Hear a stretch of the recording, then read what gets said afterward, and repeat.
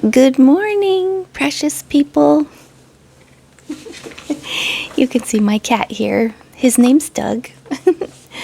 Here we are together. It's another fresh day. I'm so thankful for your irreplaceable light and the experience and wisdom that you bring into the world. Today is a gift filled with possibilities, so let's open it with kindness and curiosity. And remember, we are all still growing and learning, so grab your nearest drink and let's check in with each other, or check in with ourselves together. Hopefully you've had your water today. Yeah. Go ahead, take a deep breath in and let's just scan our body, see if we're holding tension anywhere today. You ready? Okay, deep breath in.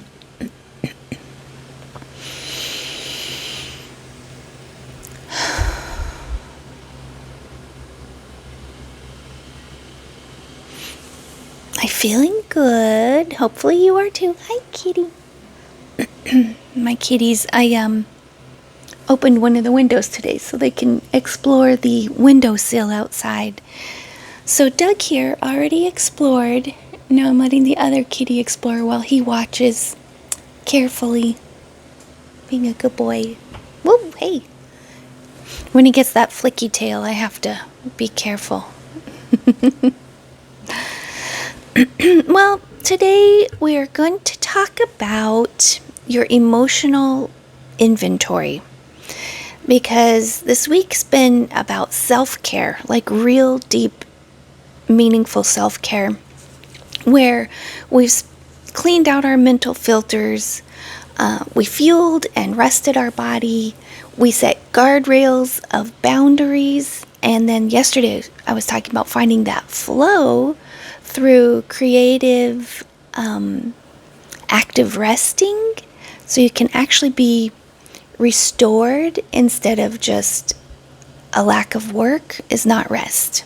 So doing things that get you out of that loop in your brain where it's rumination, it's that stuck feeling you get in this spiraling loop in your head.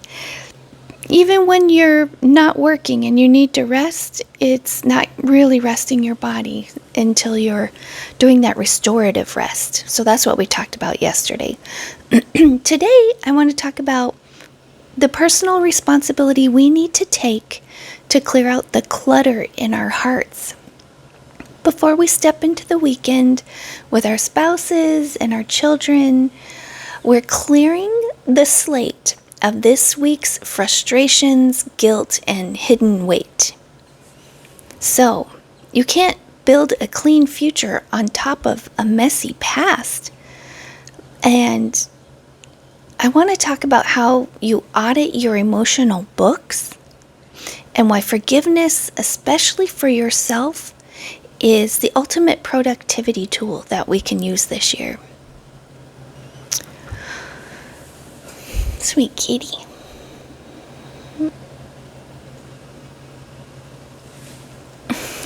He's such a funny boy. You're such a funny boy. Yes, you are. Real quick, I'm going to get... Oh, well, she's coming in. I was going to give you a picture of the girl cat in the windowsill, but I think she's coming in. Let me see if I can get it over there. I don't know if you can see her. Anyway. Okay, enough of the kitty. I'll get back to my normal video. You're being such a good kitty today. Yesterday he was a rascal. Alright. Put you over by him. Anyway, so we spent this week doing mental work, physical work, and then there's one more layer I was hoping to touch on, and it's the heart work. So, have you ever noticed that you can have a perfect day, you worked out, you ate well, things are, you did good by yourself. You did your deep work, the working on yourself. but then you still have this like heavy feeling.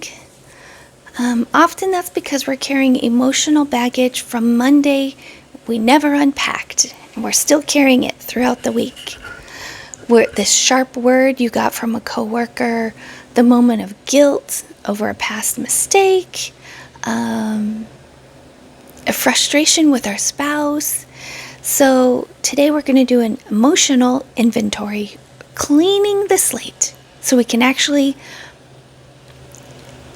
emotionally be with our people this weekend, the people we love the most in the world. I have to say, I have so many things that happened this week. And one of them yesterday, I was sending out an email to the big work group, or a collaboration group that I'm a part of. And it's to 125 people. And typically I try to do a blind carbon copy. Just if one person happens to hit reply all, that goes to 125 people. So I try not to do that. But of course I put everyone in the carbon copy, not the blind carbon copy. And I immediately, as soon as I sent it, I'm like, no. So I woke up this morning just thinking about that. And I had 2 emails responses from that, people asking for more information. Thankfully, I checked and they did not reply all. So it came straight to me. So yeah, these everyday mistakes, these little things that can just stay in there overnight, and I have to figure out a way to let it go. Let it go. Let's get some more water. Wash it away. So, social scientists are discussing something called the emotional half-life of digital outrage. So, we are exposed to so much bad news on a daily basis that our brains kind of stay in this low-level state of mourning or anger or confusion. We're grieving things we can't control and resenting people we haven't even met. This emotional background noise can leak into your actual functioning every day. So the most resilient leaders in our communities are those who have learned to log off of the world's problems so they can like dig into their own lives. And that's being a steward of your heart. You're stewarding the what enters, what stays in your heart. So science tells us that the first step to clearing an emotion is naming it. When I was in therapy a few years ago, I had no idea even what I was feeling. I mean, this low-level anxiety, and where's it coming from? Is it frustration? Is it anger? Is it hurt? What's going on? It really helped. It was BetterHelp, and I had my weekly session with my therapist, but I also did these little classes that they offered online, like little group sessions, and one of them was like naming your emotions. And I had this aha moment where I was like, yeah, I can't combat something. I don't know even what it is. I can't put a name to it or figure out why I'm feeling it, where it came from. So it's hard to work on things that you can't even identify in yourself. I love it. It's called emotional granularity. When you say, I'm stressed, your brain stays in this vague, like high alert state.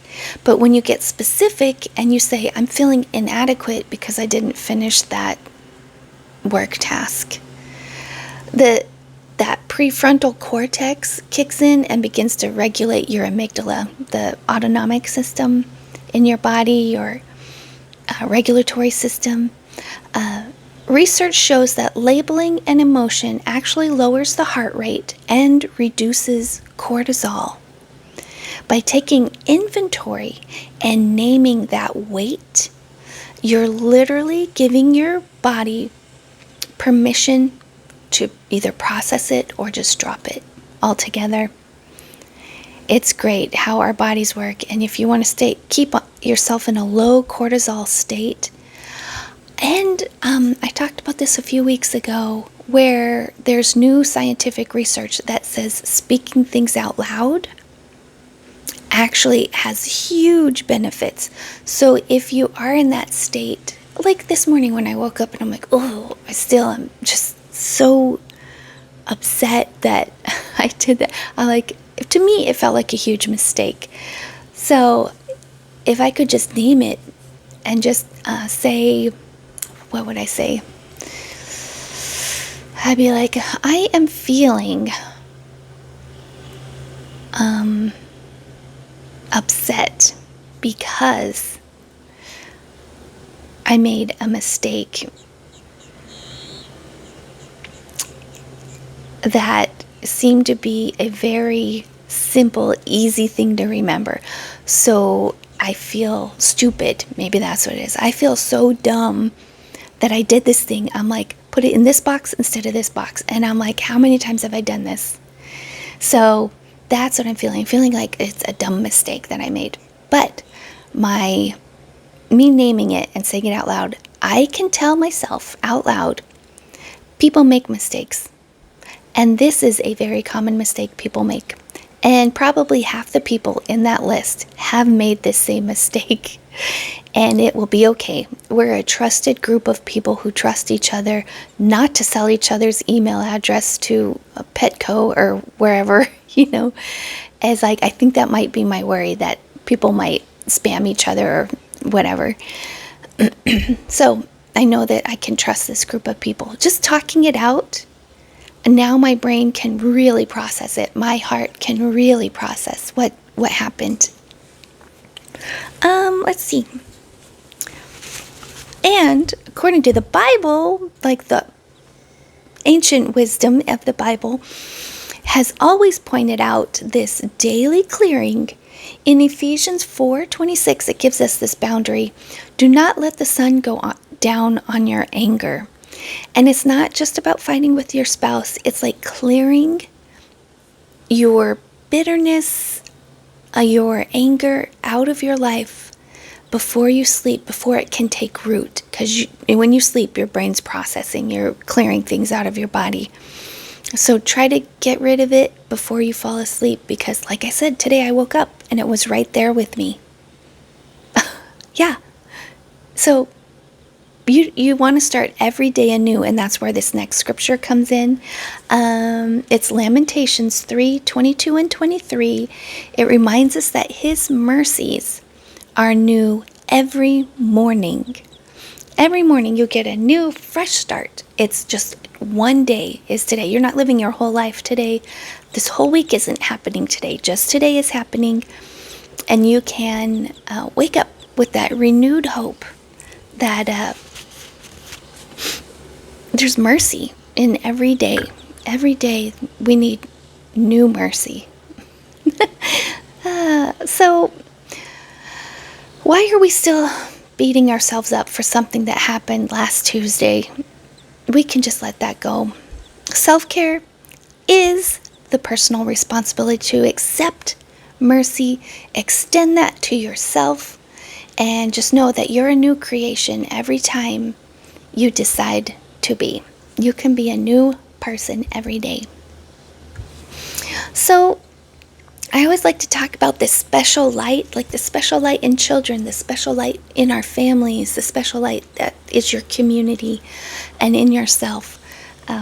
So this special light in your home deserves a parent and a spouse who's actually mentally there.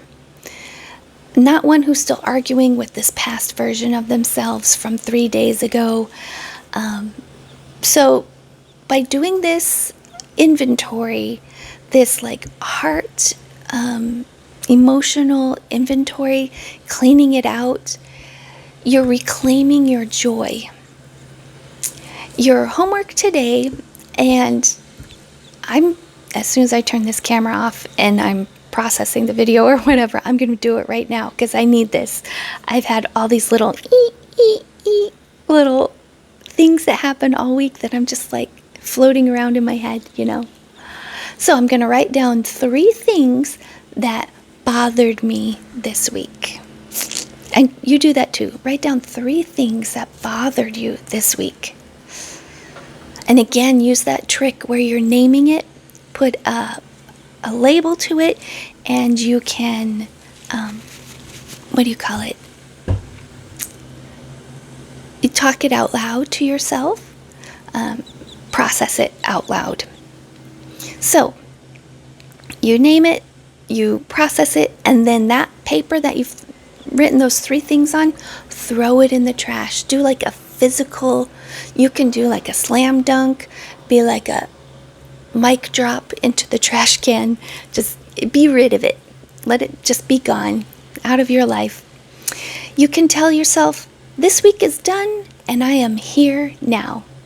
So tomorrow I'll just recap all these things I talked about this week, and I don't even know what I'm going to do next week. I have to go back to my list of ideas and see what I want to work on next week.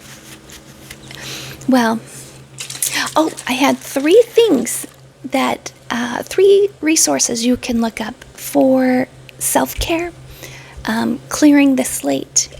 And these, I have not used a single one of them, so I might check them out.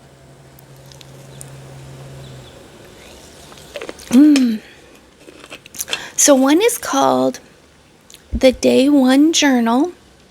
It's a highly secure digital journaling app that encourages end-of-the-day reflections.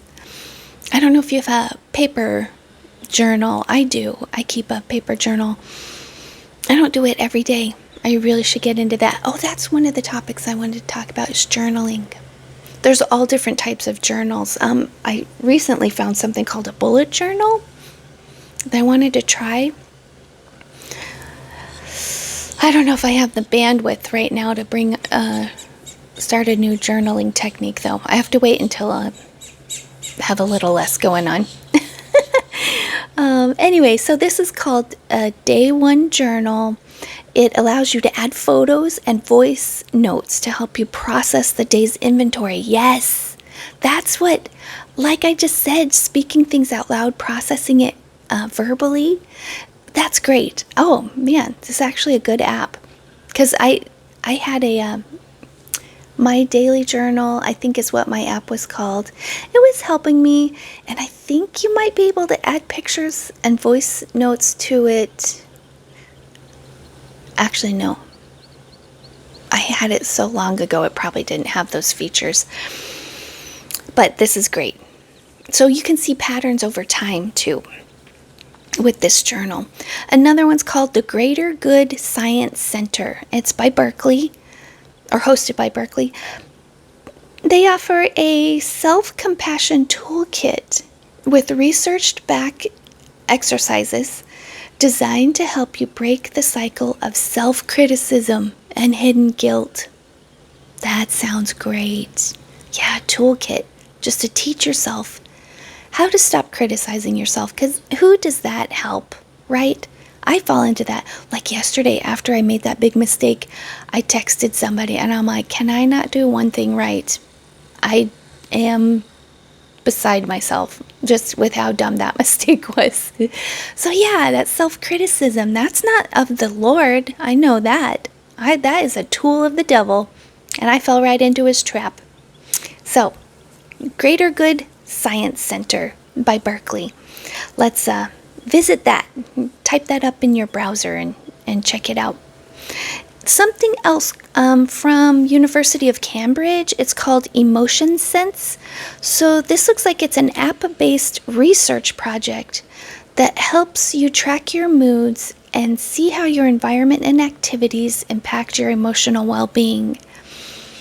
So it says it's a great way to build emotional granularity, what we had just talked about, naming those emotions. I probably will not look at that one. I'm not into like a mood tracker. But it's a research project, so I wonder if they're gathering your data for their research. It might be nice to engage in some research and get some information out there, some way to improve people's lives. But I'm going to log off. If anything sparked an interest, a thought, leave it in the comments below. Subscribe for more content like this. Who knows what we'll be talking about next week? Okay? Until then, just know that you are the Lord's precious one. The world is better with your light in it. And I will see you tomorrow. Until then, bye.